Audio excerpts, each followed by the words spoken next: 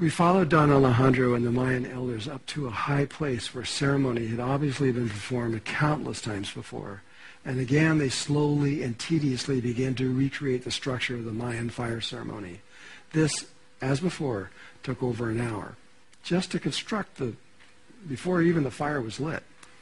At first, it seemed to be a repeat of the first ceremony, only slowly the atmosphere began to change. Every time Don Alejandro would raise his arms up to the enormous trees that we were cradled in, the wind would blow through them and around us. It was pretty dramatic. But after about 10 times or so, we began to expect it. He'd put his arms up and we'd just wait for the wind to blow. Then the light began to change. And these beams of light began to cut through the branches and the trees, making it feel like we were in an ancient cathedral in perhaps southern France or somewhere. Tourists began to watch and found that they couldn't leave. It was so mesmerizing. There was a beauty in this ceremony. But I felt that Don Alejandro and the elders were still watching and waiting for something again. I couldn't help it. I felt in my heart, but I couldn't say what it was. I felt that they were looking for signs, like the eagle we talked about before, that could only come from Pachamama, or Mother Earth. No human being could make up these or influence the outcome. It had to come from Mother Earth. Whatever they were, whatever these signs were, they must have appeared, for we were asked to continue. The Mayan elders took us to another temple, and remote Mayan temples, one that I had never heard of before. I'd never even seen this before. But once I had seen them, and several of these temples, I couldn't understand why the world had known about them. They were exquisite and held such a deep power within the earth. But we didn't do anything in these ceremonies. We didn't do any ceremony in these other places. Don Alejandro only wanted us to experience them, or perhaps for the energies of these temples to experience us. Perhaps now is the time to talk about the other way the Maya return their knowledge, experience, and wisdom and memories to the present day from a distant past time that almost seems to be lost forever. They do this not with their brains, but with their hearts, something that the ancient world are experts at, just as we are experts with our brain. What I'm about to tell you did not come from Don Alejandro, but from Humbatzman and the Mexican Yucatan, and my experiences in that land. It is an information that has been held secret until just recently. I can talk about this, but I have to be a little careful in what I say. It was the Mayan grandmother societies that created the crystal skull pathway of knowledge. Much like we do with our computers that contain memory for whatever we want to remember at a later date, so do the crystal skulls. And just as our computers are based on silicon to accomplish this ability to have memory, so are the crystals made of silicon to also contain memory. The first crystal skull came from Atlantis, but the second came from the new Mayan world after the Earth shifted and her physical pole shifted 13,000 years ago. Each crystal skull was created every 1,000 years and contained the memories of the last 1,000 years. Altogether, there are 13 crystal skulls containing the memories of the last 13,000 years. When it was time, every 1,000 years, a Mayan grandmother was chosen, and she would prepare for her destiny. She would begin by having a crystal skull carved into a human skull. It was usually a male shaman who would select the crystal and actually make the actual carving of this human skull. Different types of crystals were used depending upon the time and the need. It could take many years for this crystal skull to be made ready for the final ceremony, which the whole tribe prepared for ceremony for actually 1,000 years. Then the grandmother would select a young man or woman, and one time she selected both together, a man and a woman. To be selected for the crystal skull ceremony was a great honor and a privilege for this young Mayan person or couple. Once the grandmother selected the right person, this person went into a training from the time, usually from when they were a baby, all the way till when they were much, much older, which was then completed when the crystal skull ceremony began.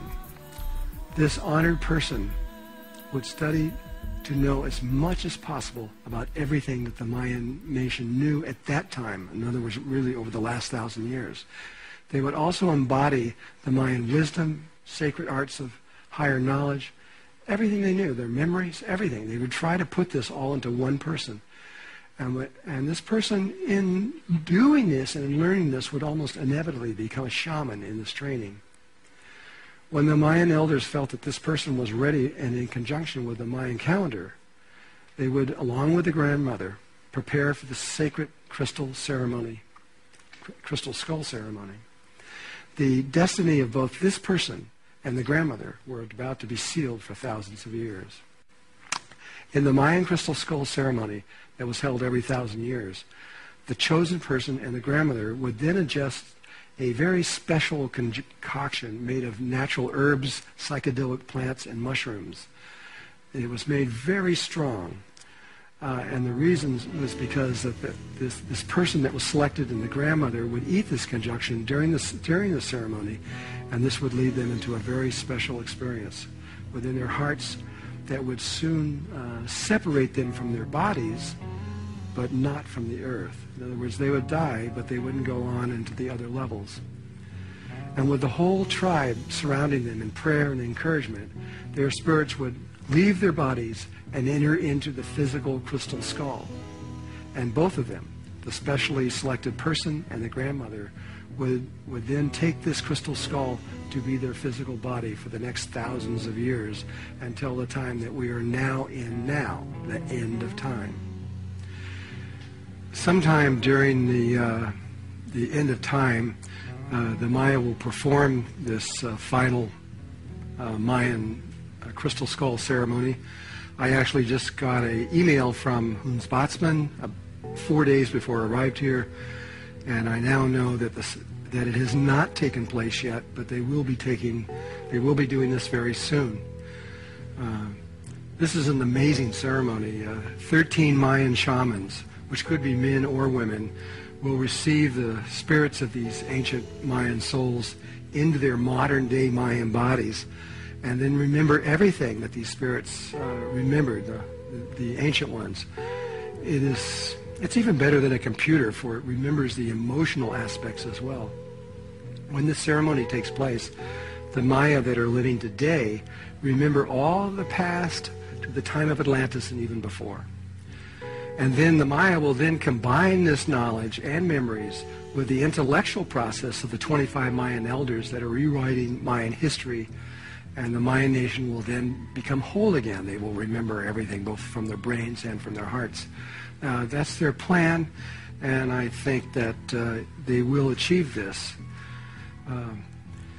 And as for us, the rest of the world, a great blessing will occur, for now the Mayan nation is intact, both with the ancient and modern knowledge, experience, and wisdom and memories at the same time. It's all part of the Mayan prophecy. And you are alive to know the truth. Don Alejandro simply raised his arms and said, okay, now we're going to go to the heart of the Maya land. Whatever that meant. I didn't know. We began to travel, but to where, I didn't have any idea. We drove for hours and hours to this unknown location. And then I just fell asleep. I remembered the rhythm of the wheels slapping on the pavement. That was it. I just began to dream. The next thing I know, suddenly, without any notice, Don Alejandro orders the bus off to the side of the road.